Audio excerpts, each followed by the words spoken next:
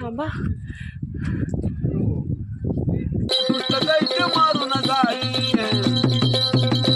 मन त्याच्या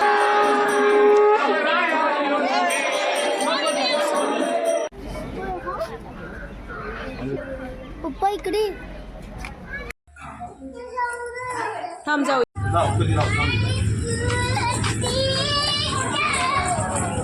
काय बघते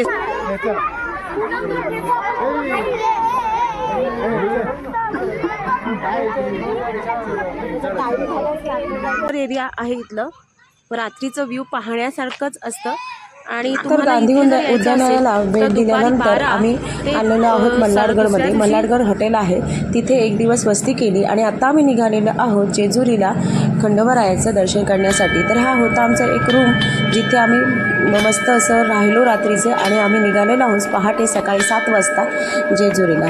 जेजुरीचा जुना जो गड आहे कडेपठार तिथे आम्ही हे निघालेलं आहोत. तर इथे पहा इथला व्ह्यू इतका सुंदर दिसतोय आणि किती उंचावर आम्ही आलेलो आहोत. पायऱ्या चढत थकत वरती चढलेलो आहोत कारण की पायऱ्या चढताना थोडं दम लागतच होता. पण पुढे आपल्या देवाला आपल्या कुलदेवताची भेट व्हावी दर्शन व्हावे म्हणून उत्सुकताही तितकीच होती. तर इथे पहाट झालेली आहे. सकाळचे 7-7:30 वाजून गेलेले आहे. सूर्योदय नारायणाने सुद्धा दर्शन छान दिलेलं आहे. त्या आमच्या अगोदरसुद्धा खूप लोक दर्शन घेऊन सुद्धा खाली उतरत होते.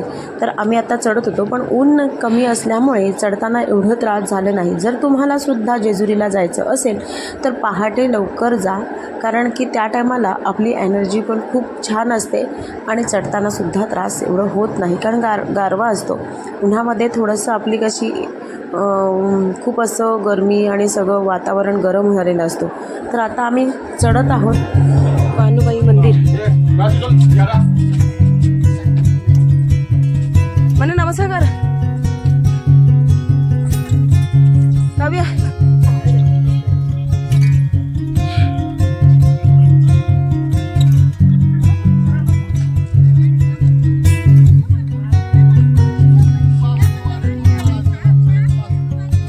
हो थांबाव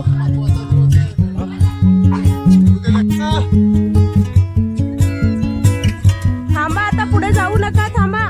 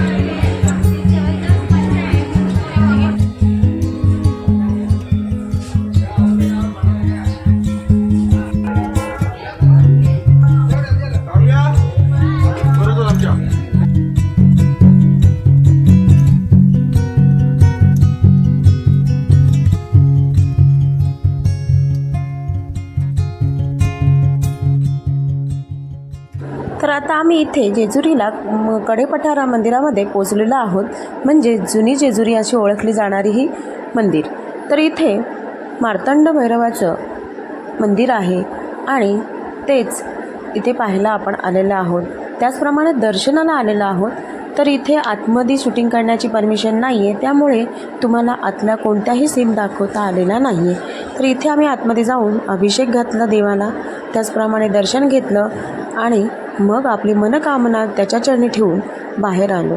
तर अशा प्रकारे हे छान असं दर्शनसुद्धा झालेलं आहे. पण तरीसुद्धा हा ब्लॉग शेवटपर्यंत नक्की पहा, कारण की आतलं दर्शन नसलं तरी बाहेर कशा प्रकारे वातावरण आहे ते तुम्हाला इथे पाहायला मिळेल.